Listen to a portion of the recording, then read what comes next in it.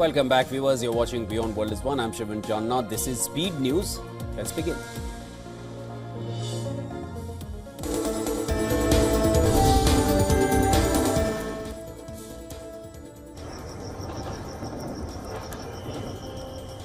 Pakistan violates the ceasefire for the 11th straight day in Jammu and Kashmir. As per the Indian Army, Pakistan resorted to firing across the line of control in various sectors. The violation has drawn a strong and effective response from the Indian Army. Since the night of April 24th, just hours after India suspended the Indus Waters Treaty following the Pahalgam terror attack, Pakistani troops have been resorting to unprovoked firing at various places along the LoC.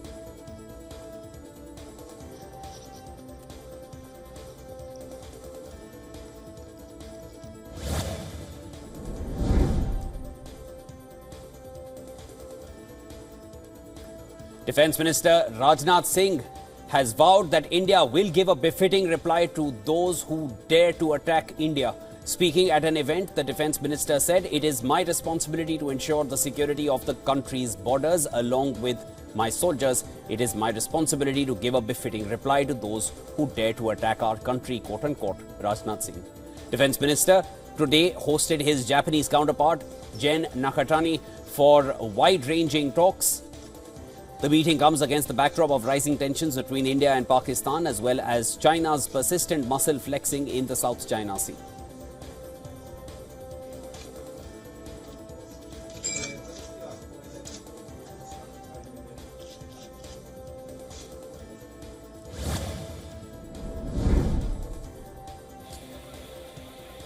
Iranian Foreign Minister Abbas Araghchi arrives in Pakistan on a day-long visit ahead of his trip to New Delhi. Araghchi will meet his Pakistani counterpart Ishaq Dar later in the day. Both leaders are expected to hold talks on current regional situation, particularly on the tensions between India and Pakistan. After Islamabad, Araghchi is scheduled to visit New Delhi as well, making him the first foreign dignitary to visit both Pakistan and India since the Pahalgam attack on the 22nd of April. He will hold meetings with India's External Affairs Minister Dr. S. Jaishankar. New Delhi has said Araghchi's visit was planned long before the Pahalgam attack.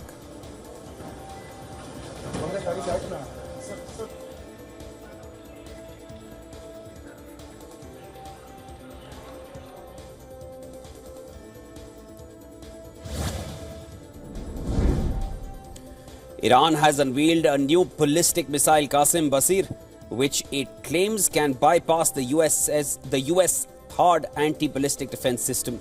Footage released by the Iranian state TV showed the missile being test-fired at an unknown location. Iran claims the missile has a range of up to 1,300 kilometers.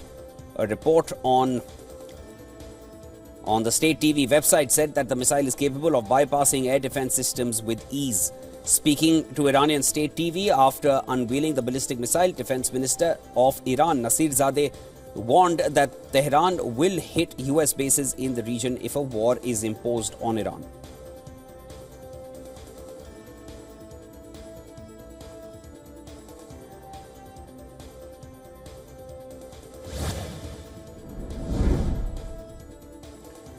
US President Donald Trump has cast his apprehensions about brokering peace between Russia and Ukraine. He's finally admitting this. Despite claiming he would end the war within days of his second term, he says that he now believes that a US brokered permanent ceasefire after 3 years of fighting may just be out of reach.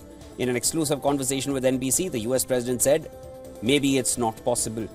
He cited the tremendous hatred between the two sides as the reason.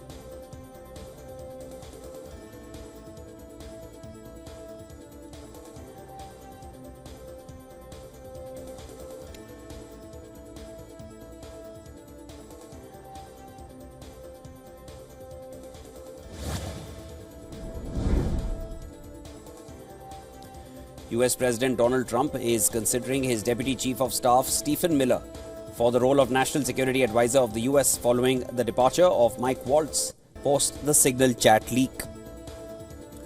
Trump ousted Waltz last week and named US Secretary of State Marco Rubio to the NSA position on an interim basis. Speaking to reporters on board Air Force One, Trump said he is considering Miller for the role and expects to name a successor to Waltz within 6 months.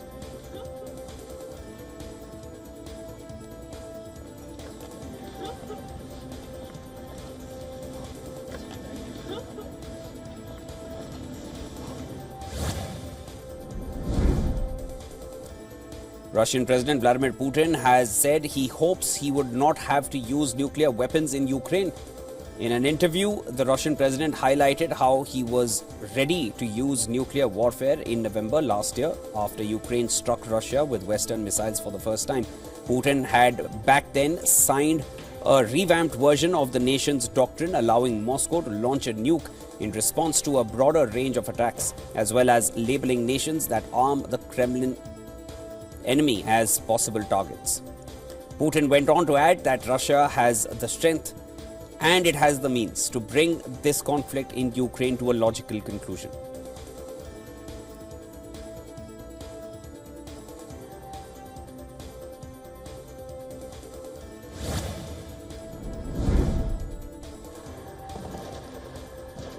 Israel plans to intensify operations in the Gaza Strip. The country's security cabinet has unanimously approved the plan to expand the military offensive in the enclave.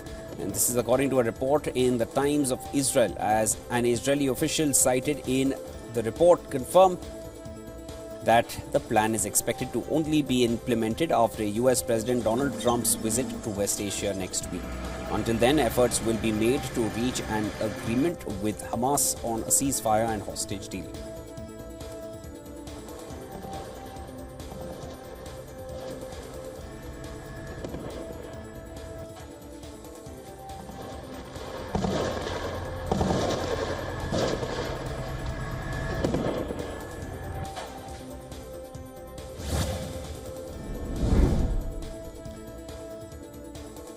A day after a missile launched by Yemen's Houthi struck Israel's Ben Gurion International Airport, the rebel group has now pledged fresh strikes on Israeli airports.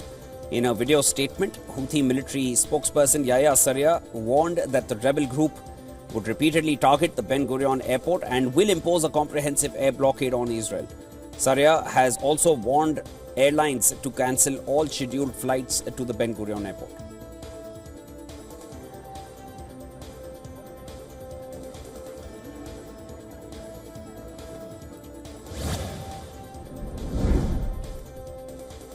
Israeli Prime Minister Benjamin Netanyahu has vowed to respond to the Houthis and its patron Iran after a missile fired from Yemen struck near Israel's Ben Gurion International Airport. Speaking alongside Cyprus President, Netanyahu warned that Israel will take strong action and give Iran a due warning that this cannot continue.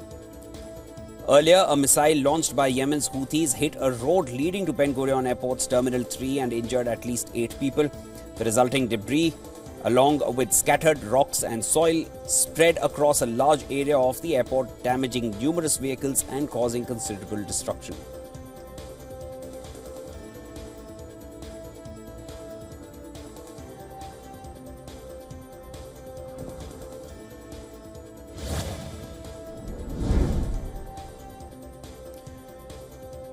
US President has finally put an end to long-going speculations of him running for a third presidential term. The 78-year-old Republican said he was not seriously considering running for a third White House term, which is prohibited by the US Constitution to begin with. Speaking in an interview to NBC's Meet the Press host Kristen Welker, Trump expressed confidence in the unity of the Republican Party. Trump also named his two potential successors, US Secretary of State Marco Rubio and Vice President J.D. Vance. However, he avoided a response on who he would prefer, emphasizing that such decisions and discussions are far too early.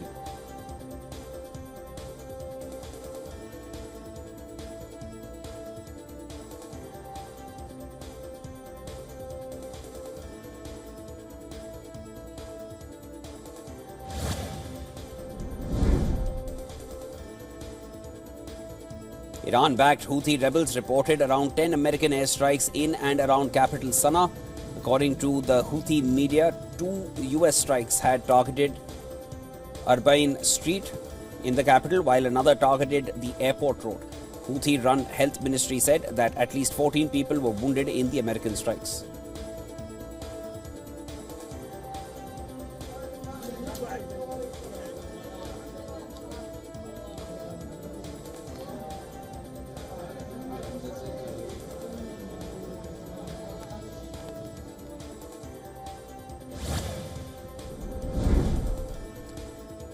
US President Donald Trump said he would extend the June 19th deadline for China-based ByteDance to divest the US assets of TikTok in case no deal is reached. In an exclusive with NBC, Trump said he had a sweet spot for the app after it helped him win over young voters in the 2024 presidential election, where Trump had a landslide victory. He added that TikTok is very interesting, but it will be protected. Trump has already granted a reprieve from enforcement of a congressionally mandated ban on TikTok. That reprieve has already come twice in the past, and it was initially due to take effect in January.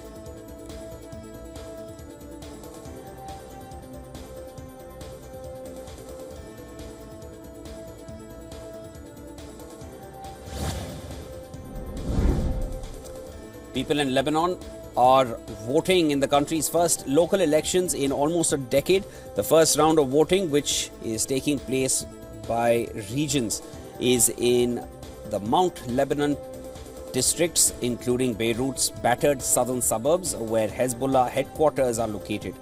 Municipal elections were supposed to have taken place years ago, but the government had postponed them 3 times, including once over budgetary constraints.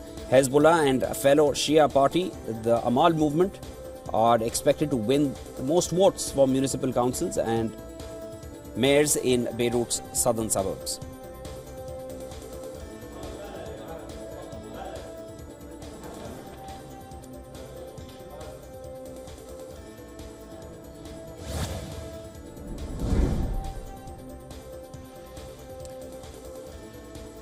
Far-right leader George Simeon is set to secure a decisive win in the first round of Romania's presidential election, and this comes months after an earlier election was annulled by court citing foreign interference, sending the country into its worst political crisis in decades. 38-year-old Simeon is the leader of the Alliance for the Unity of Romanians, or AUR.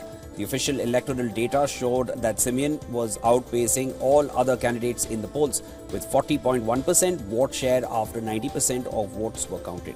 Simeon addressed his supporters in a video message at his party's headquarters, saying that people had created history.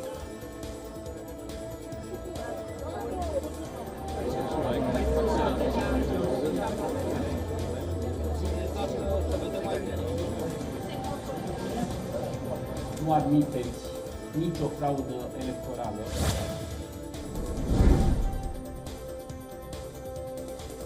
South African troops who are withdrawing from the conflict in the Eastern Democratic Republic of Congo will be back home by this month, according to the country's defense chief.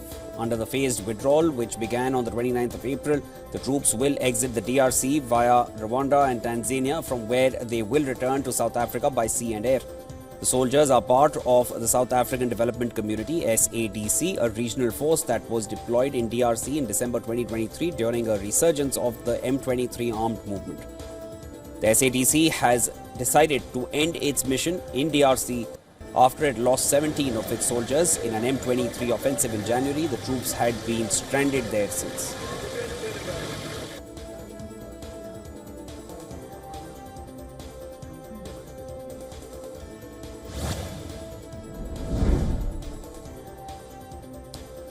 A powerful dust storm hit Saudi Arabia's Al Qasim province, covering buildings and obstructing visibility, forcing many residents to stay indoors.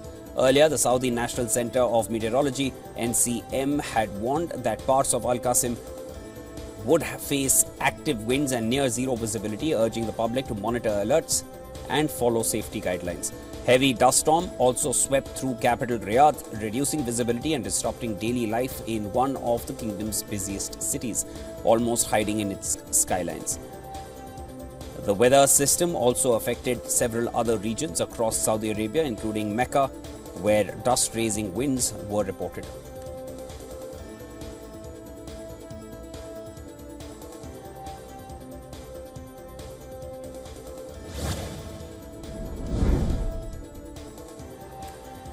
parade of a dozen floats carrying sculptures of sea creatures made of balloons filled the streets of Guadalajara in western Mexico as it hosted the second international balloon parade.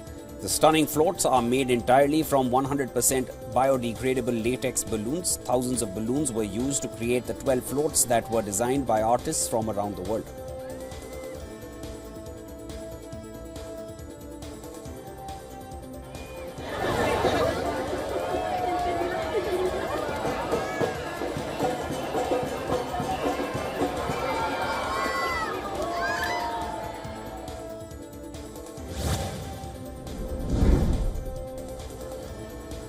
Hawaii lawmakers have approved groundbreaking legislation that raises Hawaii's lodging tax to fund environmental and climate protection efforts. The new law adds a 0.75% increase to the state's current tax on hotel stays, vacation rentals, and other short-term accommodations.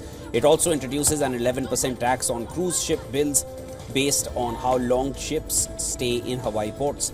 Officials say the changes could generate nearly $100 million a year. That money will go towards coastal preservation, wildfire prevention, and storm protection.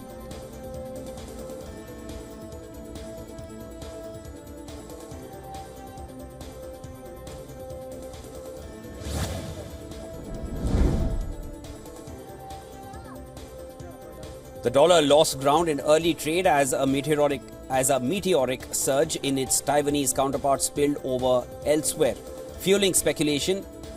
Some Asian countries were prepared to engineer revaluations to win US trade concessions. The Taiwan dollar climbed more than 3% to 29.6 per US dollar, adding to a record 4.5% jump on Friday and taking it to two-year highs. While Taiwan's central bank has denied the White House was pressing for a rise in some Asian currencies as part of a trade deal, markets were sensing a shift anyway. The abrupt swings in US policy combined with pressure on the Fed's independence have shaken investor trust in the dollar.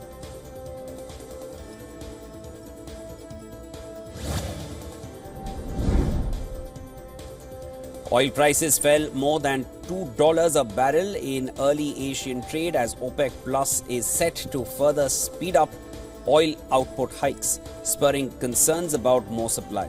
Brent crude futures dropped $2.04 a barrel to 3.33%.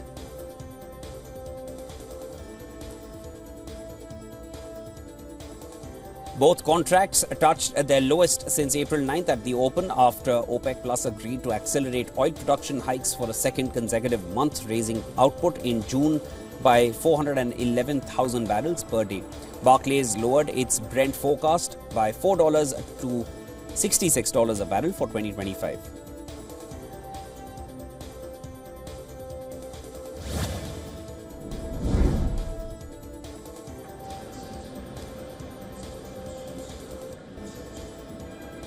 Australian financial markets on Monday largely welcomed a historic win by the centre-left Labour Party as it strengthens the government's hand in dealing with any serious threat to the economy from Donald Trump's global trade war.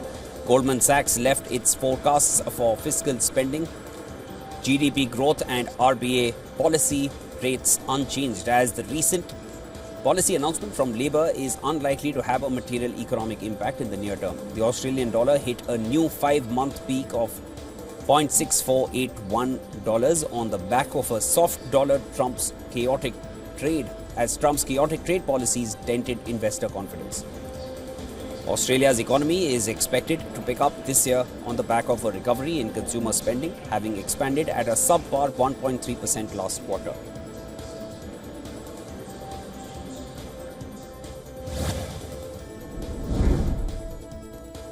Shares of Australia's Qantas Airways rose more than 5% to an over 1-month high after oil prices dropped in early Asian trade following OPEC Plus plan to further speed up output hikes. Jet fuel prices are a critical cost for airlines. Airline stocks also rose in India while markets in Japan, South Korea, Hong Kong and China remain closed for a holiday.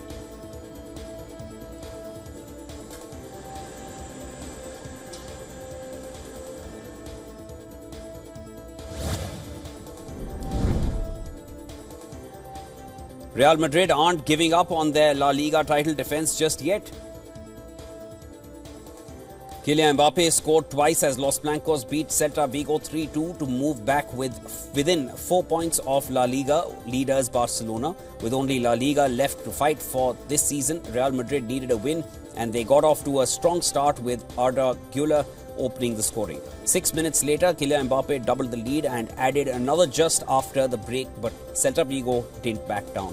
Javi Rodriguez pulled one back in the 70th minute and Iago Aspas made it 3-2 just 6 minutes later. Both sides had late chances, but Real held on.